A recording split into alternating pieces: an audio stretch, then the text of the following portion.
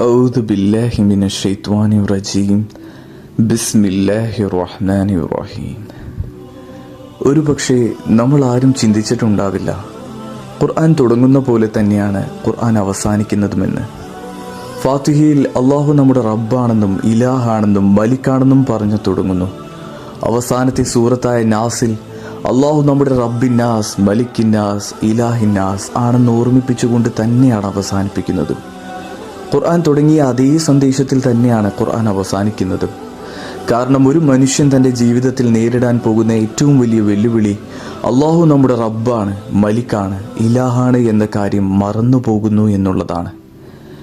ആരെയാണ് ശൈത്വാൻ ഏറ്റവും കൂടുതൽ കബളിപ്പിച്ചത്? ഇബ്ലീസ് കഴിഞ്ഞാൽ ഏറ്റവും വലിയ കാഫിർ, ഏറ്റവും വലിയ നഷ്ടം സംഭവിച്ചത് ആർക്കാണ്? അത് ഫിർഔനാണ്. ശൈത്വാൻ പതിയെ അവൻ്റെ മനസ്സിൽ കയറിക്കൂടി ഫിർഔനെ കൊണ്ട് തന്നെ സ്വയം താൻ ഇലാഹാണെന്നും മലിക്കാണെന്നും റബ്ബാണെന്നും പറയിപ്പിച്ചു.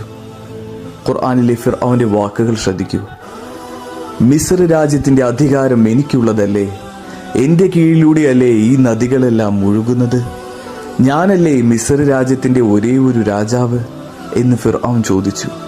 ഇവിടെ അവൻ സ്വയം അൽ മലിക്കായി വിശേഷിപ്പിച്ചു. മറ്റൊരിക്കൽ ഫിർഔൻ തന്റെ സൈന്യാധിപന്മാരോട് പറഞ്ഞു, ഞാനല്ലാതെ നിങ്ങൾക്ക് മറ്റൊരു ദൈവമുള്ളതായി എനിക്കറിയില്ല. ഇവിടെ അവൻ സ്വയം ഇലാഹായി വിശേഷിപ്പിച്ചു. പിന്നീടൊരിക്കൽ അവൻ പറഞ്ഞു, ഫഖാല അനാ റബ്ബുക്കുമുൽ അഅ്ലാ, ഞാനാണ് നിങ്ങളുടെ ഏറ്റവും ഉന്നതനായ റബ്ബ്.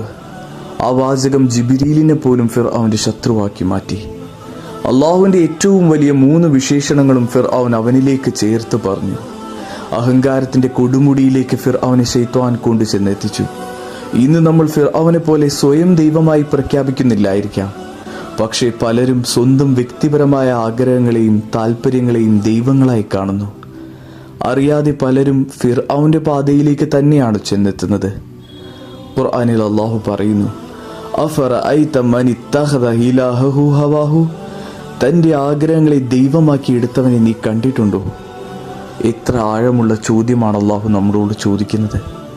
എൻ്റെ ആഗ്രഹങ്ങളെല്ലാം ഈ ജീവിതത്തിൽ നിറവേറണം, അതിനുവേണ്ടി മാത്രമുള്ളതാണ് എൻ്റെ ജീവിതം എന്ന് നമ്മളിൽ പലരും വിശ്വസിക്കുന്നു. സൂറത്തുൻ നാസിന്റെ തുടക്കത്തിൽ അള്ളാഹുവിന്റെ സംരക്ഷണം തേടുന്നതിലൂടെ നാം നമ്മുടെ അഹങ്കാരത്തെ തീർത്തും ഇല്ലാതാക്കുകയാണ് ചെയ്യുന്നത്.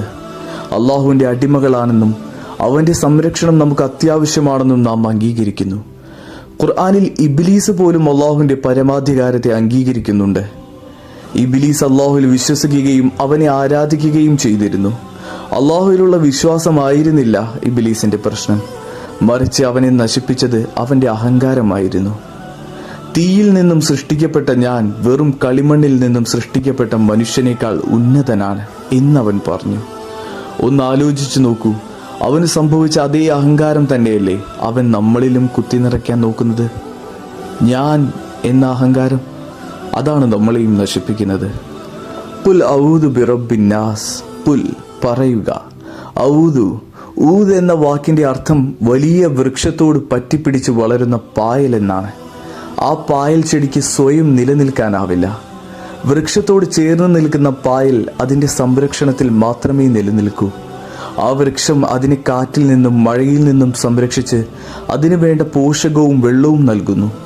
അപ്പോൾ ഔദു ബില്ലാ എന്ന് നാം പറയുമ്പോൾ നമ്മൾ അള്ളാഹുവിന്റെ പക്കലേക്ക് സംരക്ഷണത്തിനായി ഓടിയടുക്കുന്നതിന്റെ ദൃശ്യമാണ് മനസ്സിൽ തെളിഞ്ഞു വരേണ്ടത്.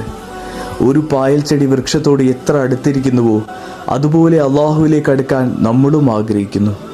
അത്രയും ആഴത്തിലുള്ള അർത്ഥമുണ്ട് ഔദു ബില്ലാ എന്ന വാക്കിന്. ഔദു ബില്ലാ എന്ന് പറയുമ്പോൾ നാം അള്ളാഹുവിലേക്ക് അടുക്കുകയാണ്. അവനുമായുള്ള നമ്മുടെ ബന്ധത്തിന്റെ ആഴം വർദ്ധിപ്പിക്കുകയാണ്. അവന്റെ സംരക്ഷണം തേടുകയാണ്. റബ്ബിന്നാസ്, മലിക്കിന്നാസ്, ഇലാഹിന്നാസ്. എന്തായിരിക്കും ഈ ഒരു ക്രമത്തിന്റെ രഹസ്യം?